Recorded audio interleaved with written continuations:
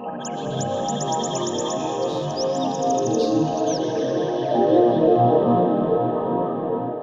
folks, Aaron here, Aaron's Practical Reviews, and today I want to give my 1-year review of the Canon Rebel EOS T7i. It's an okay lens that comes with it, average, I mean nothing great. Typically, what I found, this was my first camera. As soon as I bought it, I went out and I immediately bought a zoom, and then I think I bought the 24mm and a couple others, which I'll get into here in a minute. I bought the Rode mic for when I'm making videos and such. Bought the wind blocker, accessories galore. If you're about to get into DSLRs, the one thing there's not a shortage of is accessories, you'll see, and they get quite expensive quite quickly.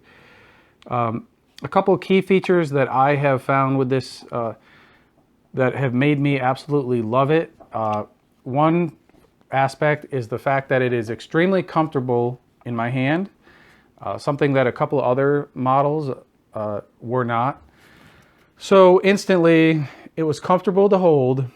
That was key for me. Another key feature was that the software was extremely easy to maneuver through, very comfortable to use. At no point did I ever really feel lost with this camera. The layout of the buttons and everything just made sense to me. It was very comfortable. I had no issues with that, and I learned pretty quickly, which made it a lot of fun. Because as you know, if you've ever owned anything that's not comfortable to use or awkward or not fun to use and kind of annoying, you just don't use it. So as you can see here from this massive amount of stuff I've collected, I absolutely love using it, which I don't think I would have kept going had I not. I don't know, my personal opinion. Okay, so some of the things that I've noticed over the year that I've really liked about this camera that surprised me a little bit, and some of the things that I was kind of disappointed in.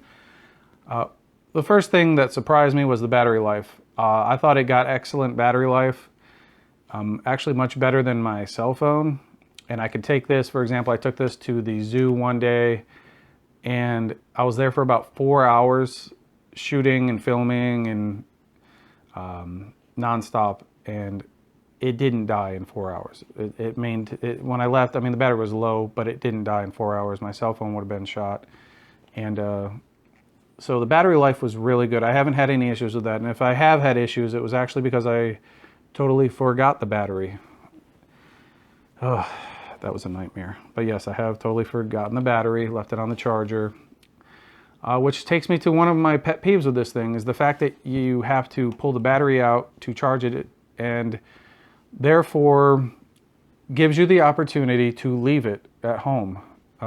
Again, that's my fault, but I wish I had a little charging port or something to just plug in and it would charge. I don't know, maybe I'm splitting hairs, but one of the nice things about this camera also that I want to get into real quick that I've noticed over the year is that the battery port or the battery compartment is on the bottom here, but it's over far enough so when it's on a tripod and I am filming like this video or whatever, if I do want to take it out, I can leave it mounted on and take it out. That was really nice. And also the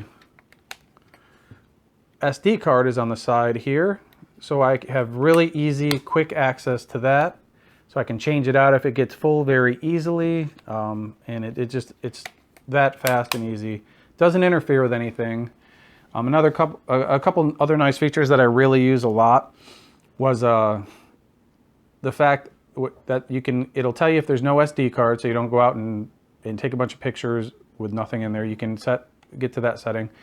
I like the fact that there are some in-camera adjustments as far as getting to the contrast. You can change contrast, saturation, things like that in camera, or you can do it with programs, but that was really convenient. I actually use that a lot. I did a video on that not too long ago. I think it's my second or third video from this one. Excellent feature. I love the fact that I could do that. A lot of the software in it is extremely easy to use, like I said, but also Up on top here, very easy to go to aperture priority. I learned how to shoot manually with this thing, basically on my own. Aperture priority, TV time value, very easy to use. It gives you like a step-by-step or just picture diagram of how to do it and what it does. I mean, it just takes the guesswork out of it. It's what I call the easy mode of it, but it's just a very easy software, very easy camera to use, and I get excellent quality images. Again, if you're new to photography or videography, a lot of your images, something I didn't know, a lot of your image quality and all that totally depends on the lens and how the lens, the lighting, your camera settings play a big role. Things that outside of auto mode would actually, you can do a lot with as far as creativity with different apertures and stuff like that.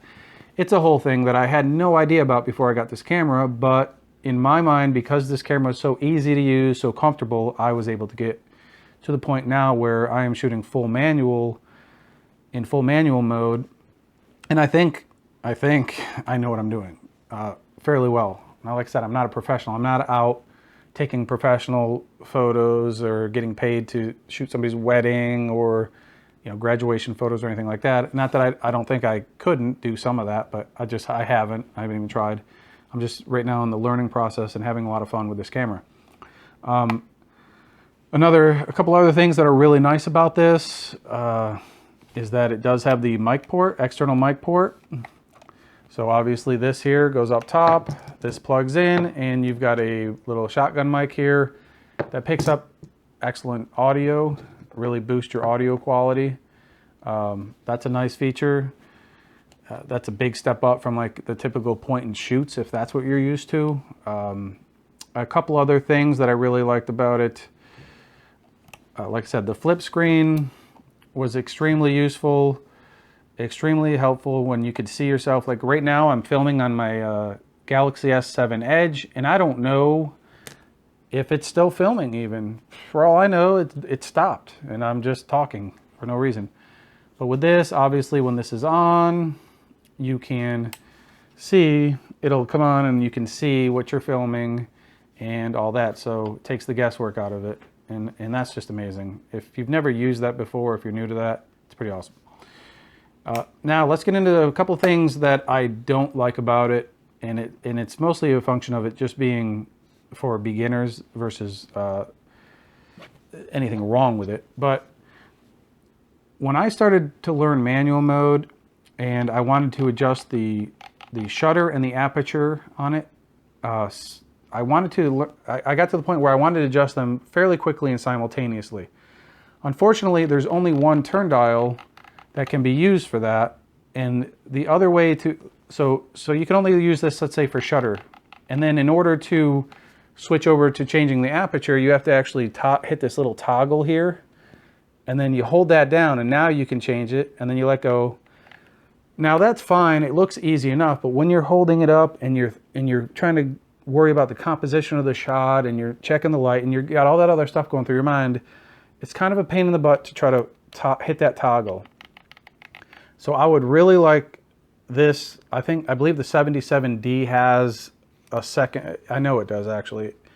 I don't own it, but I would love to try that. It's got a second wheel where you can simultaneously adjust the shutter speed and the aperture, right? Because what I'll do is I'll just set the ISO to auto, and I want to make those adjustments on the fly, and this kind of slows me down only having the one wheel or the one dial, whatever you want to call it, and then having to hit the toggle. So I can see why this would be considered entry level for reasons like that, but I certainly wouldn't say that this is entry level quality as far as what you can do when you have these lenses attached and you kind of know what you're doing. So in that regard, the thing that I've learned the most is the lens and knowing what you're doing is probably more important than the actual camera itself. And I think pretty much anybody who's been around a camera for long enough will tell you that. So I'm pretty sure this lens, like the Sigma 18 to 35 f1.8, that gives me just amazing pictures, is gonna long outlast this camera. But anyways, that's neither here nor there. I just thought that's important to say. If you run out and get this camera, this is something else that I didn't know when I bought it. I'll watch video reviews, for example, and I'll see somebody have this just phenomenal footage, and it's just, everything's crystal clear, and it's just amazing. And then I'll take this out with the kit lens, and I'm like, well, that's odd. I'm not getting that same footage you're getting. Well, they had a $2,000, this isn't a $2,000, but they had a $2,000 lens on there filming with the T7i, and they're like, oh, look, this is the, no, that's not the footage you're getting with the T7i. The footage you're getting out of the box with the T7i is with the kit lens, and it's gonna look a lot different than a $2,000 lens on there. Something you need to know if you're looking at some of these sample videos and stuff like that for the T7i, or even the SL2 or the 77D.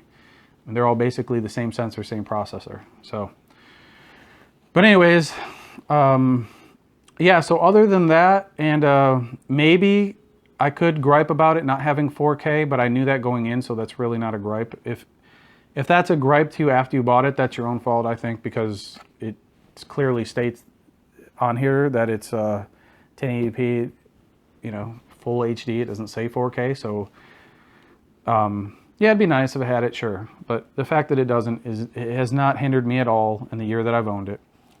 And I don't know, I can't say enough about it. I mean, I really have learned every possible thing from this camera, and I'm serious when I say I think the fact that it was so easy to use and so fun to use has gotten me to the point where I can't wait to keep expanding this. Boy, that's a lot of stuff in a short amount of time. But I can't wait to keep expanding this and learning and all that. And I hope that if not this, then the next iteration of this, whatever that's going to be, if it's going to be the T8i, T10, whatever they go with, I just hope it keeps getting better and remains very fun and easy to use. So I don't know, that's my my 1 year review of it. Pretty much 2 thumbs up. And if you have any questions about anything with this, or if, you know, feel free to ask. If you have any questions about the camera, I'll do my best to answer. And if I don't answer, there's a lot of people watching this. Well, not a lot, but a few. They can help you. And I do have a lot of tutorials and stuff on this, and samples if you want to see like some of these lenses, and because they really do make a difference on the camera. If you're a beginner to cameras like this, like I was a year ago, I had no idea what a difference the lens makes. It really, really does make a big difference. And anybody who uses these at all and messes with these will tell you that this is not new information. So, but anyways, there you go, guys. I'm rambling. Time to call it a review. Again, thanks for watching.